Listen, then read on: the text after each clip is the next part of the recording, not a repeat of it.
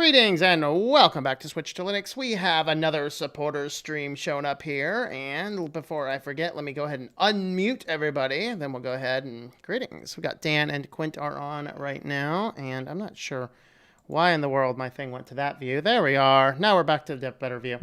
All right, so we're talking today about Linux for privacy. And as we wanted to get into that, there's very good and valid reasons to use other operating systems as well. And there's reasons to use Linux that don't include privacy. But if you are a privacy-minded person and you are interested in using Linux for privacy-minded, we kind of wanted to chat about that, why you might want to do that, and things like that on today's show. And for some reason, my camera is like out of center again. This new camera tripod is like the most horrible piece of crap I've ever gotten in my life. Well, I got my camera on a tripod too. That's why it kind of looks crooked. But I have cheese installed, and I use cheese to see what's on the camera to center it. Mm-hmm. Yeah. That's all I use it for. Otherwise, I don't think it has a purpose. Yeah, this was one of those tripods from Best Buy, the cheaper ones, which the last one of these I got was really good. It lasted a few years and was very durable, very sturdy. And then this one here, it's just like, it is garbage. I'm actually thinking I might just go ahead and take it back and throw an extra $30 into it and just buy a good one. But anyway. So how you doing otherwise, Dan? I'm doing okay. I'm a little tired today. I went out and did some running around. All right. Got some groceries. Got my head balded. Throw your mask on. Yeah, run around with my mask. Man, them things get pretty hot. Yeah. I have heard that another one of the popular grocery stores in our town does not care if you wear one or not, so I might try that out this week. I'm going to go see. Service, it's a little faster than driving into Amish country and avoiding a few little Amish kids on bikes down the middle of the street, but I'll give it a try. Well, I wear mine because, just for luck that I won't get the coof, because it is kind of going around pretty strong here. Yeah. Well, I gotta stay safe, whatever you're doing there. Quint, how's it going there? You're muted, though, Quint. Yeah, Quint muted himself. He just doesn't even know. We're just here to talk. Oh, sorry. I realized I was muted. I've been fine. Nothing really that interesting. My brother's whole grade got sent home, so he's been using my office space. Got the coup. So I've tried to clean the mess up, but there's some of his stuff right there. Yeah. And so, yeah, that's unfortunate. I'm still at school, though. But I still have to wear a mask. So would you prefer being at home for school or going to school for school? Going to school, even though it sucks to wear a mask, I'd still prefer to go to school. Okay. All right. Yeah, we should get out of the house. Fine. I've gotten used to it. We wear our mask. They give us breaks during the day, and plus, when you like go into the bathroom or something, you can take it off. Like when they redid our school, they put all the bathrooms in are single bathrooms. When they redid our school. So Quint will be in there in the bathroom for like 30 minutes, sitting there reading the newspaper or something. Yeah. Just like, I don't wear a mask. Yeah.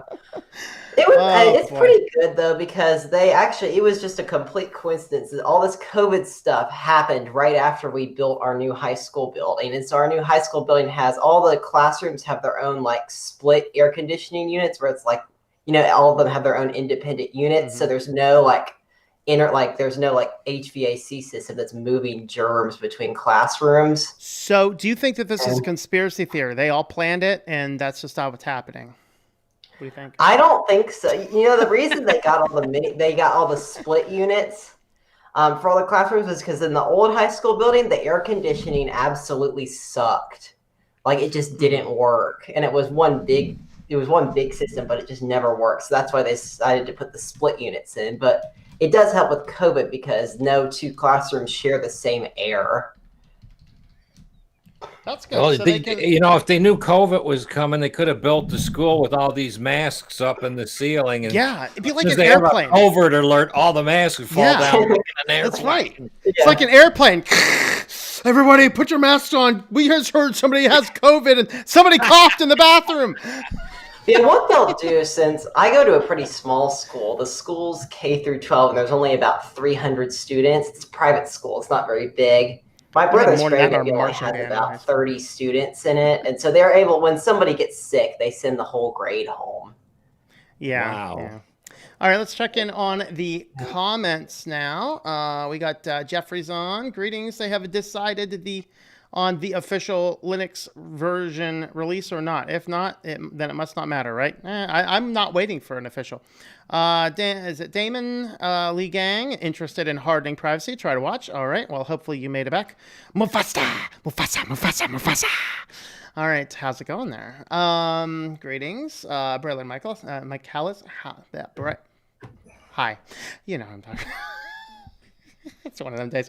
Brian the Computer Geek is on. Brian the Computer Geek, you should have the link. The link has changed. We are no longer using Google. If you have time to jump on, go ahead and check your email. You should have. Where have you been, Brian? I haven't seen you in it's been before all this COVID stuff. We'll put it this way, guys. Brian is also a medical doctor, so.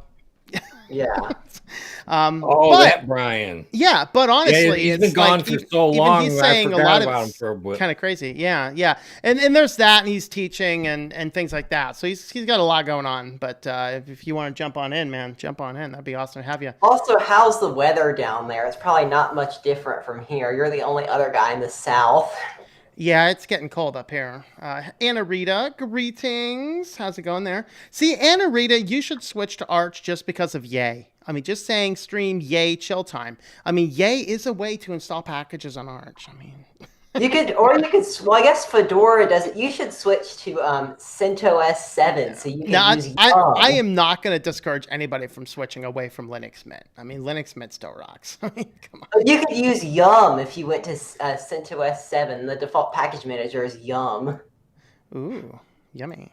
They changed it to DNF, though. It's DNF in the new versions. Interesting. All right. Let's see. Braylon is on macOS today, usually on Linux. Ooh, Braylon, we are going to talk a little bit about some new things happening in Mac. Quentin will take the lead. We got some screenshots. Yep. That's why we were a minute late starting. We were trying to get the screenshots sent over in time. Yeah, don't worry, Braylon. I have a Mac right here, too. All right. There you go.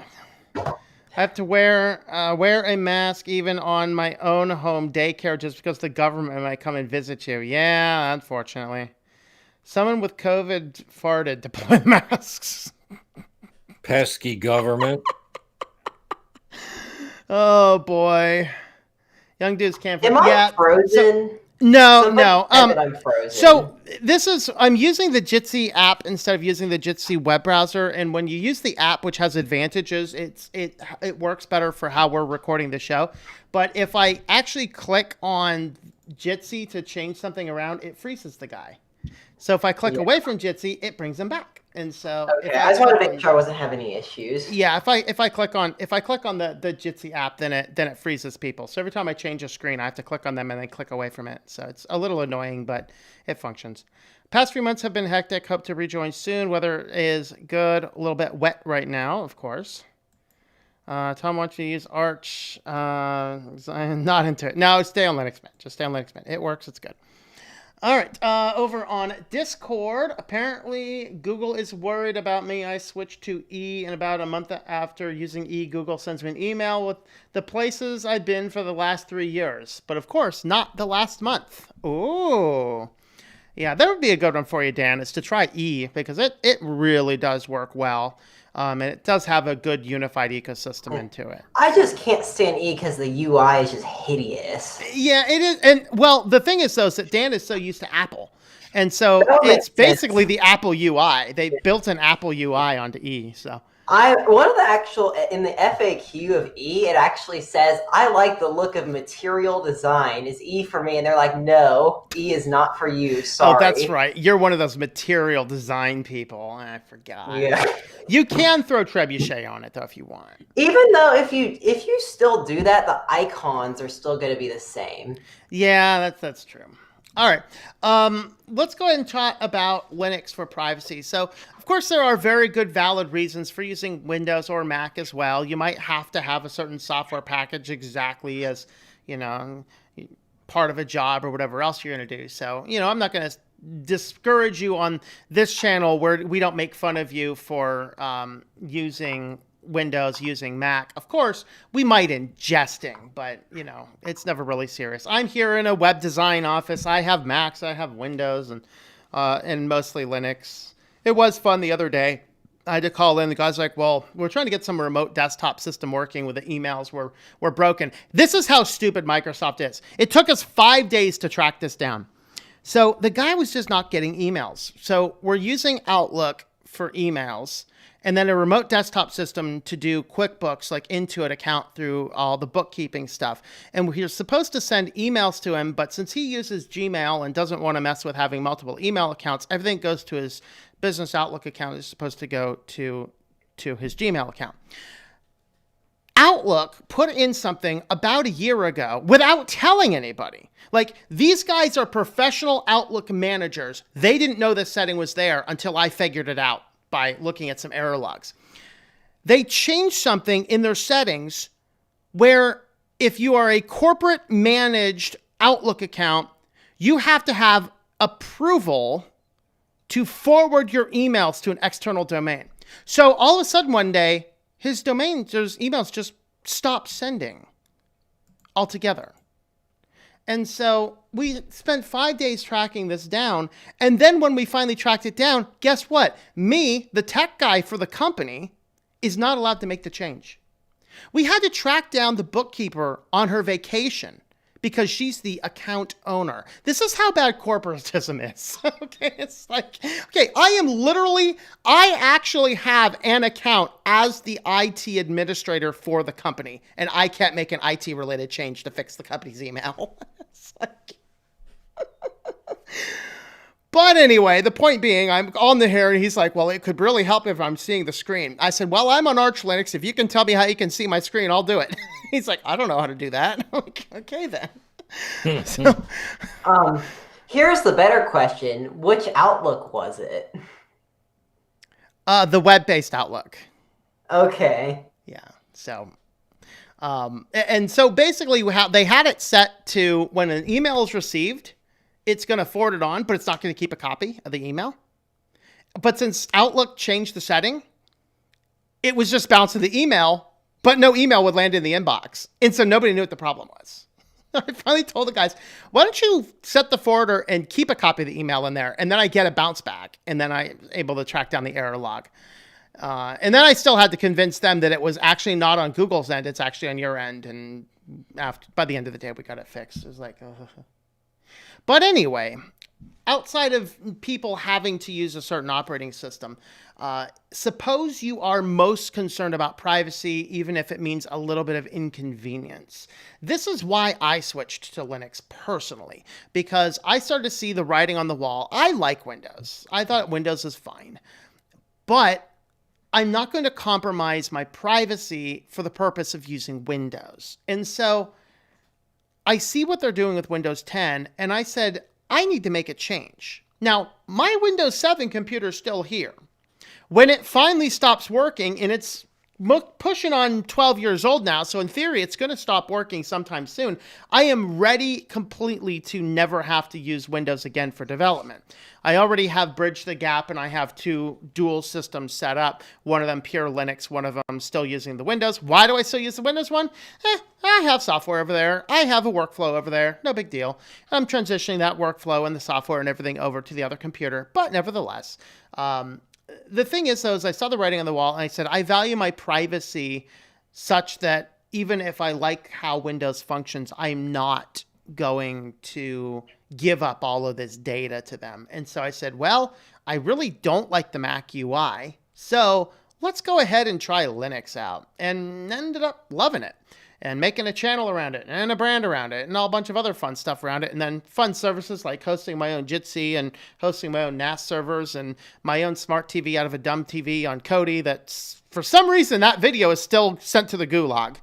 My video about how to put Kodi on a Raspberry Pi was sent to the gulag. Apparently, that's highly offensive material, so be careful with that, guys. But it is on the channel on Monday if you missed it. But anyway, that's why I kind of switched to Linux as the privacy. Do you guys want to comment? We'll start with you, Dan. Did you switch over for privacy, or why do you use Linux primarily? That was the biggest thing to me, is it was an exit plan to get away from Windows. Mm-hmm. It was at a time when Windows 7 was still valid. You could still use it. And they were ramming the Windows 10 down everybody's throat any way they could possibly do it. They put in Windows 7, the nag thing in the bar. So, every once in a while, upgrade to Windows 10 and all that. And they were giving it away for free. That was the year, go get yourself a copy and have a great time. Remember this, socialists. Good stuff or free stuff is never good. All right, proceed. No, it isn't, especially when you start opening the paperwork to it and reading all the do's, don'ts, and what they'll do and what they won't do. And it didn't seem very fair to me that you spend like $2,000 on a machine or more, and you have to put something that you got to pay for that someone else spies on you with in it to make it work. I mean, that's just totally wrong. If you pay for a copy of Windows, especially if you got to pay $100, or if you get Pro, it's like $200, and then it turns around and literally steals your data. Mm-hmm. Yep. And who's to say you're playing a game on it and you go take a nap and you wake up and find out the game's advanced 5 levels because someone at Microsoft got bored and decided to play your game. Yeah, that's about what I got out of the EULA.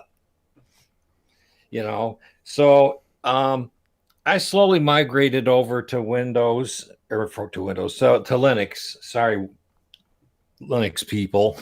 But I started, it was tough at first. I was kind of lost. I didn't know what I wanted to get to actually get for apps, to play with and stuff like that. So, I eventually started coming across YouTube videos like yours and some others and stuff like that. And then I got into some social media groups that actually could steer me in the right way of which apps do this and which ones you might like, and Rhythm Box and Clementine and just stuff to start with. And after a while, I really started liking it. I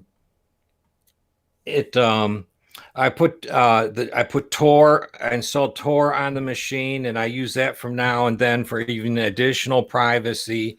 And I don't get the feeling that something's going to crawl up through the internet wires and into my box.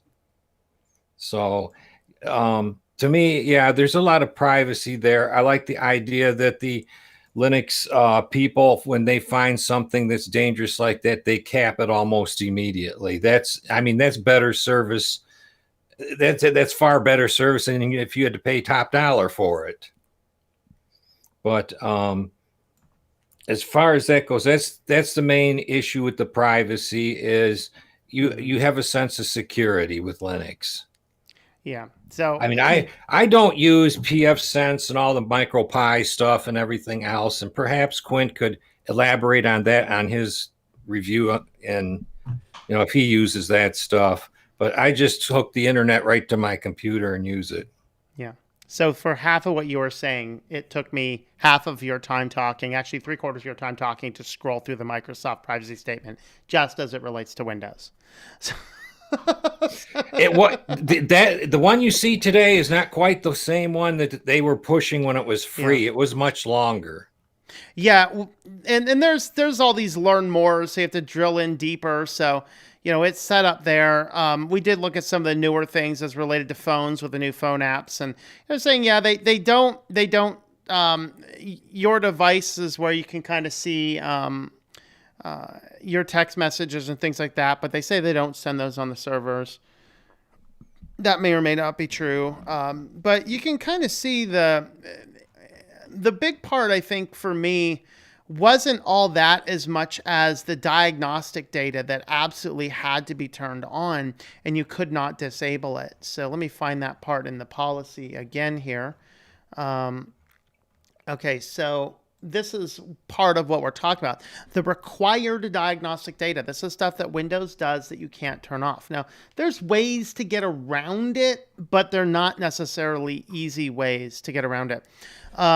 Information about your device, its settings, capabilities, and whether it's performing properly. We collect the following required data. Data about the device, such as the processor type, OEM, manufacturer, type of battery and capacity, number and type of cameras, firmware, memory attributes, network capabilities, and connection data, such as the device's IP address, mobile networking, IMEI number and mobile operator, and whether the device is connected to a free or a paid network.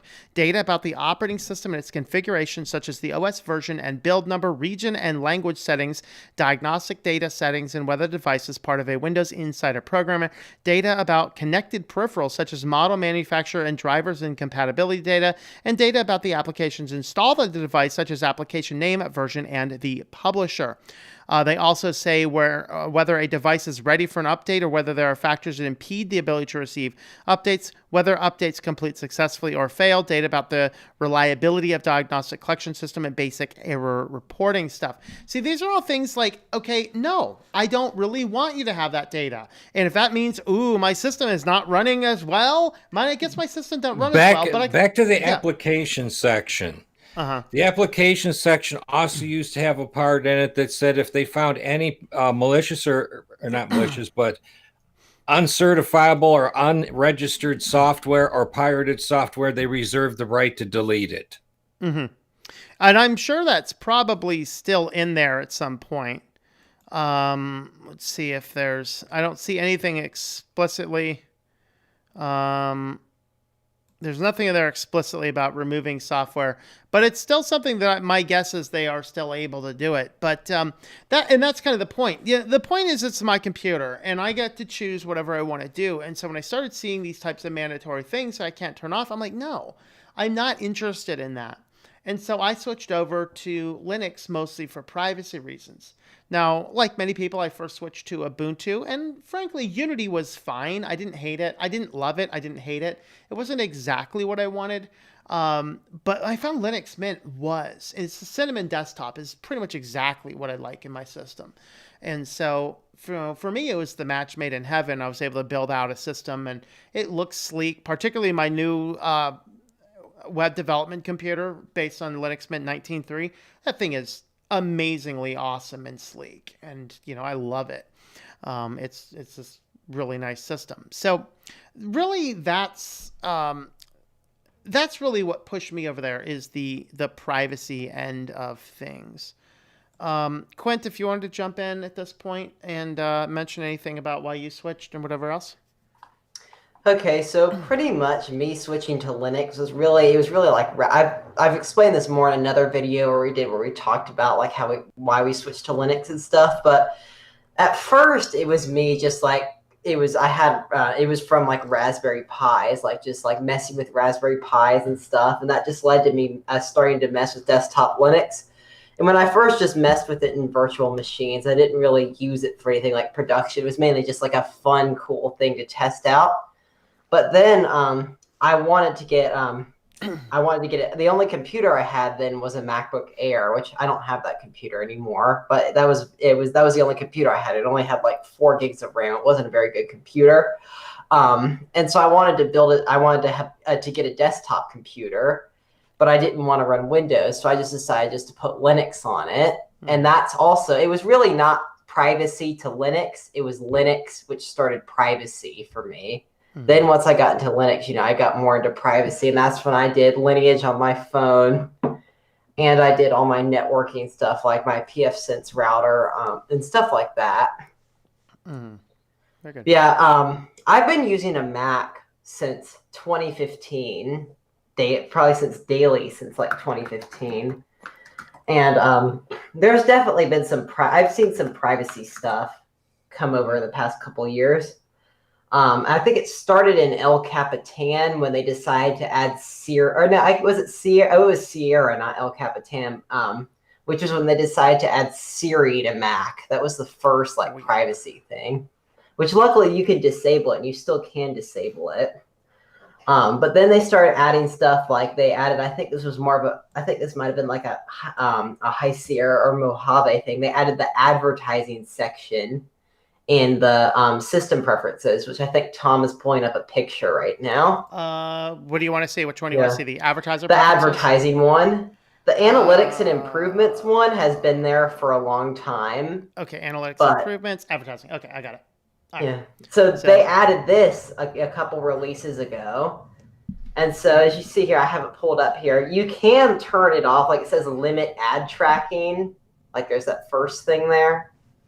It says limit ad tracking, which you can check, which will opt out of like targeted ads.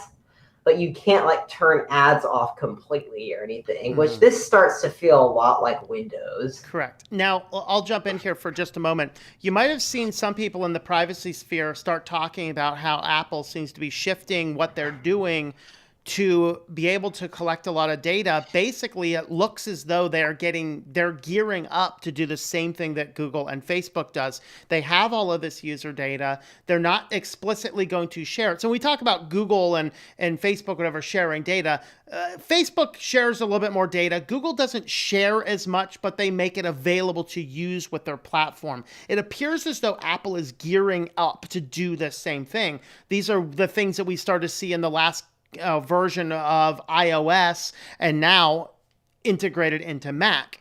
That these are the things that we're starting to see in here. You're eventually going to get nothing for the extra money that they charge you over the others. Yeah. So yeah, we do have the ad tracking thing, which I did turn off. I checked the little limit ad tracking thing just to disable targeted ads, but you can't turn it off completely. The analytics and improvements thing, which is the other picture, that's been in Mac for a long time. And I don't know if when you turn it off, like as you see, I have everything turned off in the picture. I don't know if some stuff is still sent, even if it's turned off. My guess is there probably are a few things that probably are. Yeah, I mean, I did some network diagnostics. Now, this is going back a few versions back, I think when I was running a Mac with Yosemite on it. And honestly, I did not find anything going on with all the stuff turned off. So yeah. I feel fairly confident that if you turn stuff off, you're okay on Apple. But I just don't like the position they seem to be going into. Yeah, I'm sure it does send something, but I have it all turned off, which is pretty much the best I can do. And it's better than Windows. Even on the most basic privacy thing, Windows still sends a ton of stuff. The other thing that I'd highly recommend doing is if you have a Mac, do not sign in with an Apple ID. Just skip that. Yep. I don't use that. Yep. You won't be able to download apps from the Mac App Store, but frankly, that's not an issue because it's garbage. Don't get anything from the Mac App Store. Yeah, I'm with you. I don't think I've ever put an Apple ID into that. Unless, for myself, the most I would buy from the store is iTunes, and occasionally I'll buy a song or two out of their music store. This is one of the reasons why I don't want to. I have so many people. I get this all the time. All of my friends have iPhones. The rest of my family has iPhones, and it bugs them so much that I don't have an iPhone. And I keep telling them I'm not going to get an iPhone. I'm an Android guy.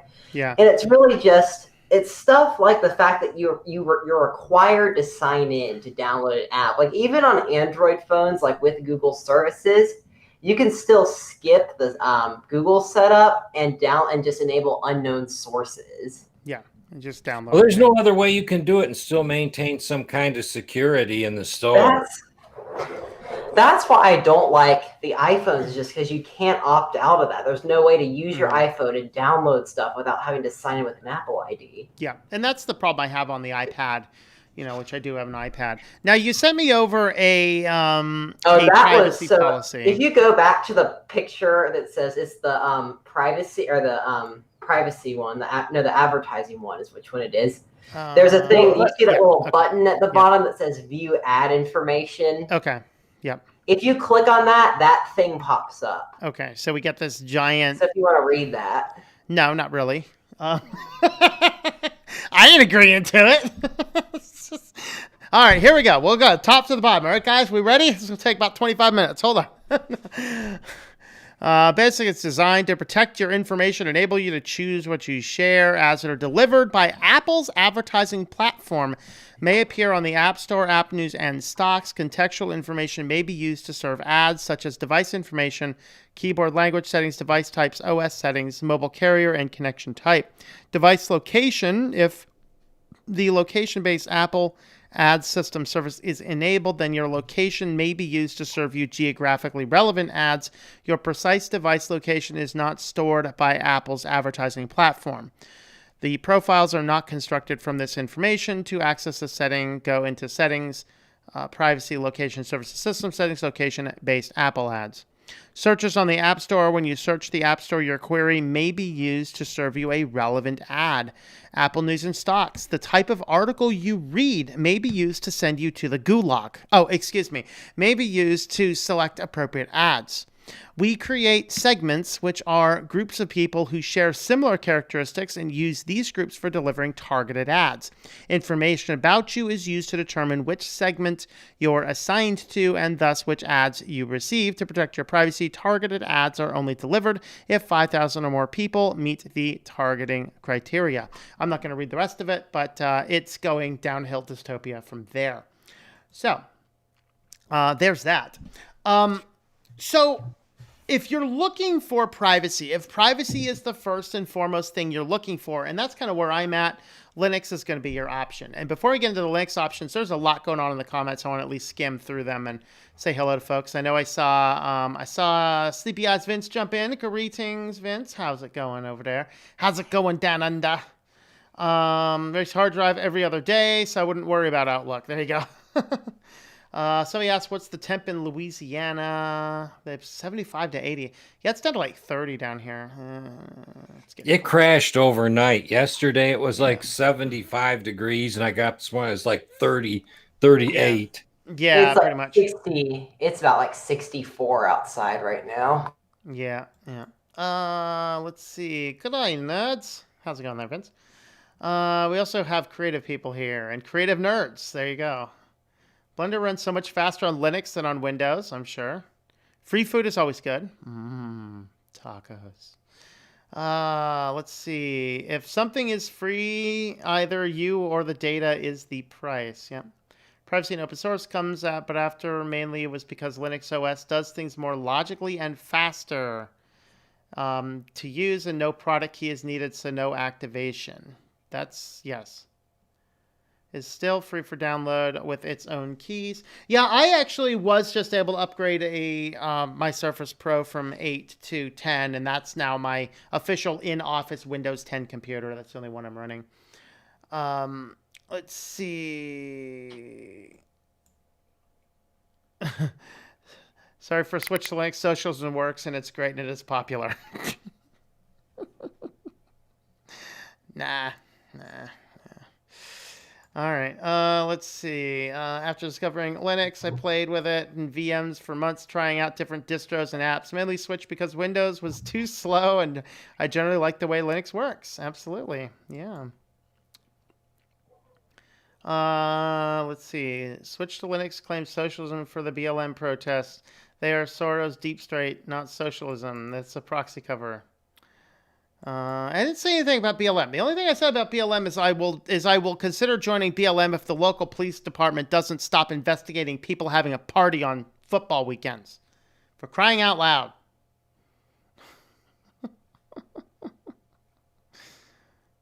They did. Our local 320 police protest coalition did have a camp out protest on the lawn of the municipal building the other day. Let's see. All right, so let's go ahead and jump on over and have a brief talk about Linux. Now, if you're using Linux, then if you're using Linux, any Linux is going to be better than Windows, and possibly most probably better than Mac. So that is absolutely true. There are going to be some if you are absolutely insanely interested in privacy. For most of us, that's not the case. But for the average person just booting up any Linux distribution, you're generally going to be safer than any Windows or Mac, depending, of course, on the applications you use. So if you log into Linux and log into Facebook, yeah, Facebook is still tracking you around the world. So you got to change some of those behaviors. But if you are just talking about the operating system and ad networks, you're going to be more protected from that on any Linux distribution. So you guys want to jump in with any of that before I get into the super paranoid Linux distros? Yeah, if you start browsing around with Facebook, you're going to acquire a monkey on your back. Yeah, his name's the Zucker monk. But with Linux, I think you're going to have more security. One reason would be is a lot of the updates and stuff come right through a single package manager. Rather, when you have Windows, you have the software that's installed. It goes out and all by itself and goes to its home and gets its own updates, rather than going to a single repository to do that. There are some exceptions with Linux that there are things that do that, but they're not so vast as they are in Windows. Yeah. I just use my router. I have no pfSense or firewall gizmo in between the line or anything like that, and I haven't had any issues. Since I've been on Linux, I forgot what malware feels like. Yeah, it doesn't feel good from what I remember. What's that? Yeah, absolutely. I can tell you, though, I had an issue because I do have a hard drive in my desk drawer that does have Windows 10 on it. And when I first set it up, I had a problem. I got it running, and I couldn't get the Windows 7 key to work with it. So I called Microsoft support. They were more than willing to help me. I got a hold of a lady. She gave me a password and asked me to open the command prompt. So I opened the command prompt and put the line in it that she wanted me to put in it. And then all of a sudden, my mouse cursor is now moving all over my screens and stuff like that. And yeah, she's digging up the thing to activate Windows, and she's typing junk in the box and everything and clicking OK. And then she tells me to check to see if it's activated, and lo and behold, it was activated. And they can, if they can get remote control of your machine like that, that's kind of creepy. Well, you can do it in Linux too. It's just, Well, the way they do it is kind of like 1, 2, 3, and it's real easy. Yeah, that's true. That's true. So Windows, it's just one giant. I mean, it looks like it was made actually so the IT guy can access all the machines in the building and work on them. Yeah, I mean, that's a lot of the ways they're set up. Quint, you want to add anything there before we jump over into the super paranoid ones? Yeah. So I use Fedora. Fedora it's not like a super privacy distro, but it is one of the more private distros. The only type of like telemetry they have in the settings is automatic problem reporting, which you can turn it off, which I usually turn it off. The thing is, when a company, or not even a company, but like when some like program or something has like a good focus on privacy and they make it really easy to opt out, I'm more willing to opt in. Yeah. Like Fedora says right here, I'm going to read what it says on my system right here. It says, sending reports of technical problems helps us improve Fedora. Reports are sent anonymously and are scrubbed of personal data. And you get an option to turn it off right when you're setting up the computer. Yep. Do you know if it's default off and default on? It's default on the screen. It's default on, but you can just turn it off. Okay. All right. Yep. Yeah, that's why I like Fedora, is that they're very good about privacy. Plus, it's a pure FOSS distro too, like right out of the box, which is another good privacy thing. Yep. Yeah, the trade-off for that is it may not work on as much hardware out of the box. You just install RPM Fusion, and then you get all the stuff to work. Yeah. I use Linux Mint, which is philosophically opposed to any form of data collection. In fact, that's one of the core factors that is behind their snap decisions. But ultimately, Linux Mint is really good. They don't invade on your privacy whatsoever. They do actually have tools now that if you do have a problem, you can send error reports, but it's pretty much all completely will not show up unless something seriously happens. You'll get a notification about a system warning, and then you have the option to send in diagnostic data if you want to. I get that on Fedora too. It'll come up and say, would you like to send a problem report? And typically, a lot of the time, I say yes. Yeah. You get those? What's that? You get you get problems that pop up that trigger a problem report? On Fedora, I think so. On Linux Mint, no. I know you do on Ubuntu. I'm using Linux. Go ahead. If something crashes on Fedora, like occasionally if something crashes, it'll say, would you like to send a problem report? And you can choose yes or no. And typically with Fedora, since it's open source, I want to help them out. I'll just hit yes. And since they're pretty good about privacy, I don't have a problem with it. We know Tom is on Mint, but I'm on LMD4. And I've had nothing crash, go bad, go sideways, or anything to prompt a report of anything. Yeah, so on LMD4, which is Linux Mint Debian Edition, if you guys are not aware, that's the Linux Mint with the Debian package base instead of Ubuntu. There is now built in the system warning system, which is the little warning sign that shows up in the task manager. That means that the system has triggered something. It doesn't pop up in your face. It's just there as a notification. If you click on that, it tells you what the issue is. Actually, you get the whole Cinnamon desktop like you would in regular Mint. You can't really tell them apart unless you start digging around under the hood for customizing. Yeah, then you can tell it's a Debian underneath. Yeah, and one of the things that's really cool they're doing and they're working on now, which will be ported back to Linux Mint Debian Edition soon, is the one thing that the LMDE did not have that the Debian or the Ubuntu version had is a driver utility support. Well, Linux Mint is getting their own driver utility support. So they're going to be backporting that through Debian. Well, that's cool. I do get the Shield. I think I know that's what you're talking about for updating. No, there's a separate one. The Shield is for updates. There's another one for system warnings. I've never seen it. Yeah, you may not have never seen it. I've never seen it, and actually, it comes stock. It comes stock within the source list for the Debian backports. So all you got to do is remove the hashtag from in front of it, and then you can go down to the terminal and type apt search, and then any application you may want that's newer, and it'll show you a big long list of everything. Yeah. I literally could tear out the old LibreOffice and put LibreOffice 7. Whatever the newest one is in. Yep. And it put it in. It's really interesting. I took the kernel off the 14.19. I think I got 5.6 in it now. Nice. But you got to be careful. I think you still get some leakage from the other ports that are open that were original, don't you? For which ones? The regular Buster standard ports. Do you still get stuff coming in through that too? I think you do. Because I noticed it tried to give me my old kernel back at one point. Yeah, you might have to go in and find those specific things and set them to ignore, which you can set up in Synaptic package. So for Fedora, since it is a bit more bleeding edge, I do get crashes occasionally, but it's usually not that big of a deal.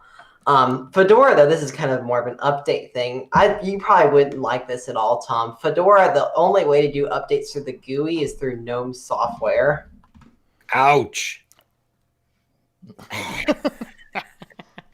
No, I mean, GNOME's, I rip on GNOME software a lot because I'm not a huge fan of it, but it is also an extraordinarily versatile software manager. I mean, you can throw that on like anything and it works just fine. So yeah, the one that comes with Linux Mint Debian Edition, it's actually pretty good.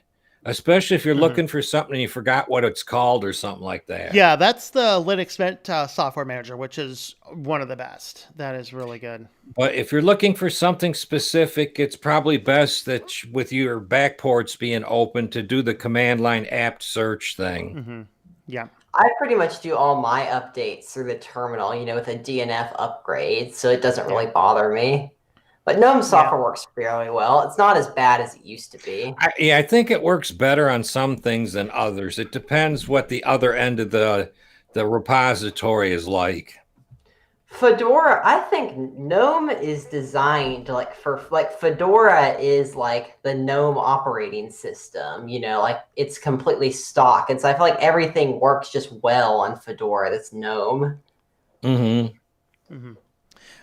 So let's jump over. So nearly any, using any Linux distribution is going to give you a very good bridge gap between Mac and Windows taking more and creating user profiles for advertising. Most Linux distributions are not going to do anything of the sort.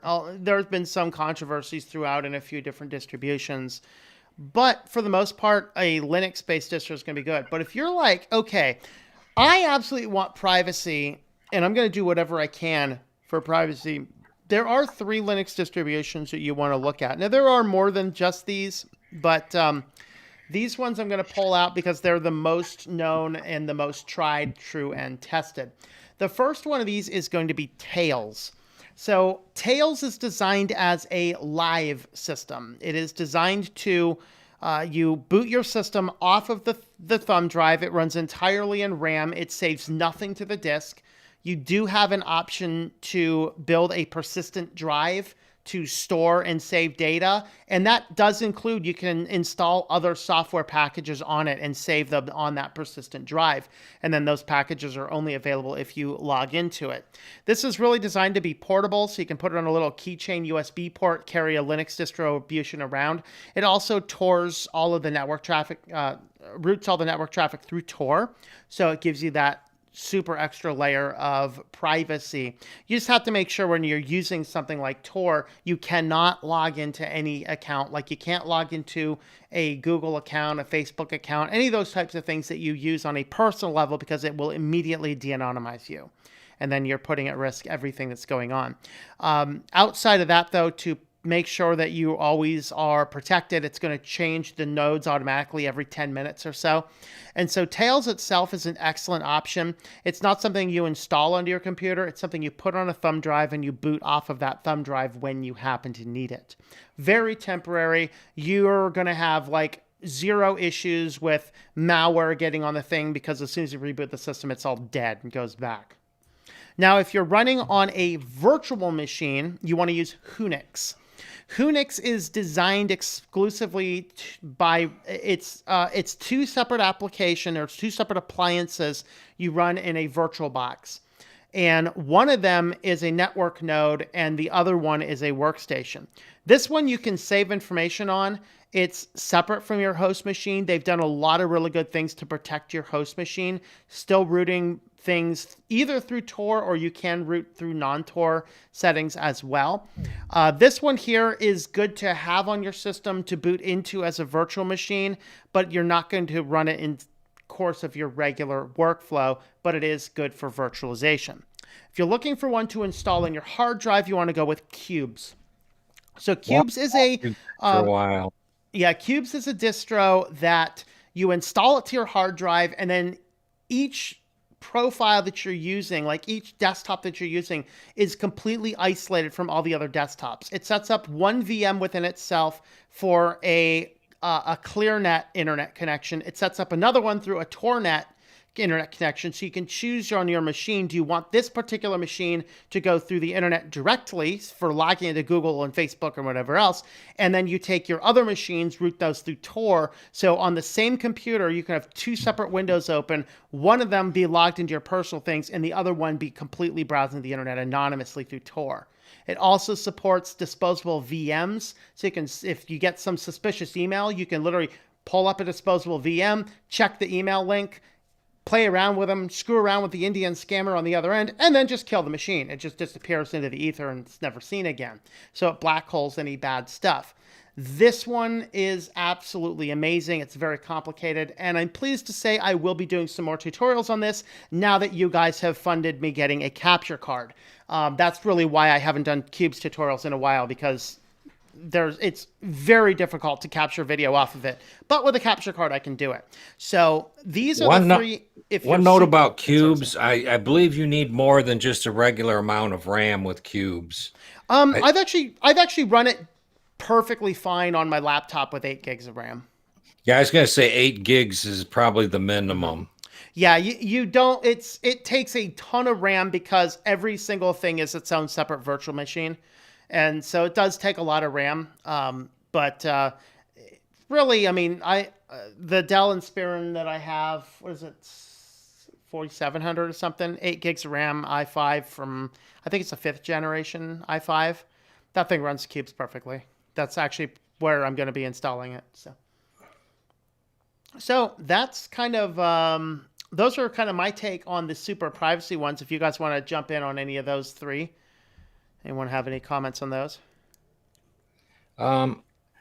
I did try to actually take a look at cubes. I found it a little complicated to play with for me. Mm-hmm. I mean, it's something you want to sit down like you're building a model airplane or something like that and go through all the ins and outs when you're feeling comfortable doing it. Not when you got something going on the same day and you have to leave and run out the door and all that junk. This is something you want to sit down and take some time with and look at every little thing and play with it. Yep, absolutely. It's not like installing Tor and then just going out like a madman and touring everything down. Mm-hmm.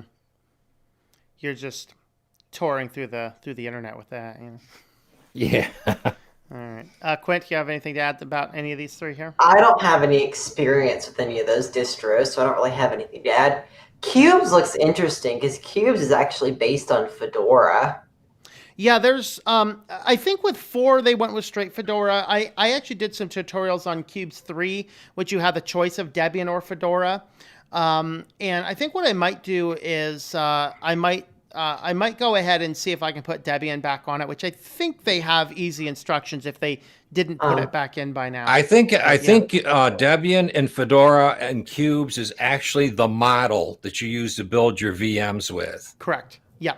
I have a whole stack of Linux magazines back here, and they did a thing on Cubes a while ago, and they talked about it. It looks like it's a really interesting concept. Yeah, it is like I said, for a privacy based operating system, it is absolutely the best.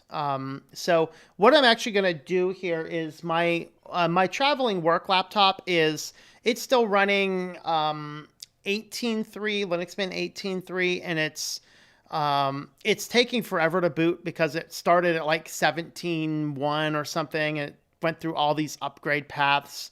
And then, so it's just picked up a lot of baggage. So I'm just going to take the home directory off of it, wipe it out, and I'm going to put Cubes on it. And I'm also going to dual boot Linux Mint 19 for a mobile, just a basic mobile system as well. So I'll have a lot of different things to go on that. So it'll be an interesting build when I have that laptop done, but that's kind of what my plan is.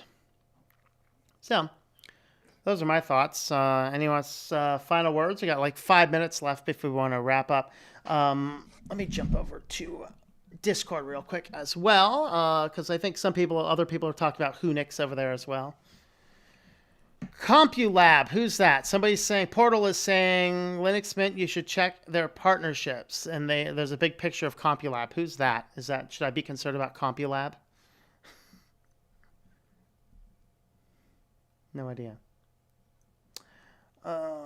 Fedora Silverblue, like for privacy, I wonder. So, Quint, do you know much about Silverblue or not? I don't know a ton about it. It's a completely containerized operating system. Okay. So it's kind of like Cubes. I've never tested it. That's on my list of stuff to test. I have a whole list of stuff that I want to test, and Silverblue is one of them. Okay, interesting. But I think what it is, I can actually look it up right now. I don't use it, so I don't know much about it. But I think it is like a completely containerized version of Fedora, where everything runs in like Docker containers. Yeah, it's something odd like that. Yeah, and that's useful for extra security. Right, that's a good security move. So yeah, it says, so essentially, let me see if it says exactly what. So yeah, it says here, so Silverblue is essentially, the way it works is like, it says right here that Silverblue just doesn't change. Like everything is identical to it, like on a core level, but like everything is containerized. Okay, so if a person wouldn't know if they're on Silverblue specifically, No. as composed to So that. it says so yeah, essentially there's a very basic core operating. This is just reading this little tiny description here. Basically, it says there's a little core operating system that's the same and it doesn't change on any system. And then all your changes are put in like container in like Docker containers.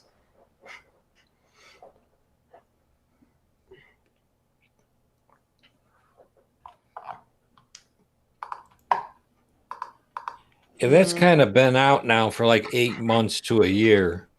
Yeah, I need to test it. Maybe that's something that you should test when you're looking at all these distros, is Silverblue. Yeah, I guess it's something we could look at. The other thing, I have another distro that I'll tell you this later. There's another distro I think you should test too. All right. Any final words before we wrap up the show here? If you're using Windows, just be aware of all the things it does in the background. Kind of be safe. I wouldn't put if you can avoid it, any critical data on it. Yeah. Other than that, Linux is a good option. And not only that, it's free. You can download it for nothing and look at it for nothing. Kodashi. I think this is the other one I was trying to remember the name of. Let me see Kodashi real quick. There's another one that I looked at. Apparently that my tab just crashed. Okay. Interesting. If I remember correctly, I think Kodashi was the Linux distribution that has some Tails built in. They also have some free VPNs. You can plug in your own VPN, so it'll route a lot of your stuff through different VPN systems. Yeah, I remember this one. Yeah, they're saying that they're a lot better than Tails. They do this comparative on their website where they're looking at this. Now, in my tests, I found Tails to be far superior in a lot of different ways. So like this one, Bitcoin wallets, this is incorrect because Tails has that now. Built-in different VPNs, they don't because Tails doesn't really need it. Some of these ones could be accurate, but I found that if you're working with them and things, there's a lot of these different system tools you didn't necessarily need, but at the same time, they're kind of built for slightly different things. It'd be better probably to compare Kodashi to like Cubes almost. But I have looked at Kodashi. I have a video about that as well. So, all right. Dan, final thoughts? I just did mine. Oh, I'm sorry. I was apparently not listening. My apologies. That's what I get for looking up when someone's sending me stuff. It's all good. All right. Hey, Quint, buddy, it's your turn. All right. Yeah, so I really don't see, unless you're like a super, super paranoid person, I really don't see a reason to use stuff like cubes. I understand like some people might want to use it, but I just don't see for the average person who just wants some privacy. You just need to be using just any Linux distribution. Like Tom said, Linux Mint is great for privacy. I'm a Fedora user, which is also great for privacy, but Fedora is not super good for new users. And that's all I would suggest. If you're on something like Windows, I would suggest to get off and go find something else. Mac, we'll just kind of see where it goes. It's starting to be a bit more dystopian now with the latest releases. I find one of the biggest issues with Windows is the gamers. Yeah. Matter of fact, Chris Titus quit doing so many Linux videos. I guess he's more doing game stuff with Windows. I haven't seen any of his videos in a while. That's just hearsay. Have you ever live streamed with him? Because he said that he liked your channel. I remember he made that video about your channel. I did one live stream with Chris before. Yeah, he's a really cool guy. Yeah. All right. Well, we're gonna go ahead and wrap this one off here, and we will catch you guys tomorrow for the weekly news roundup. we'll see what happens. Apparently, my YouTube crashed. Is the stream still running? I don't know. Over here it is. Okay. Well, apparently the page crashed, so I'll go ahead and shut this guy off eventually. We're just gonna go ahead and hit the stop streaming, and then I'll figure it out. So anyway, thanks for hanging out, everybody, and we will catch you guys tomorrow with a weekly news roundup. Bye. Bye, everyone.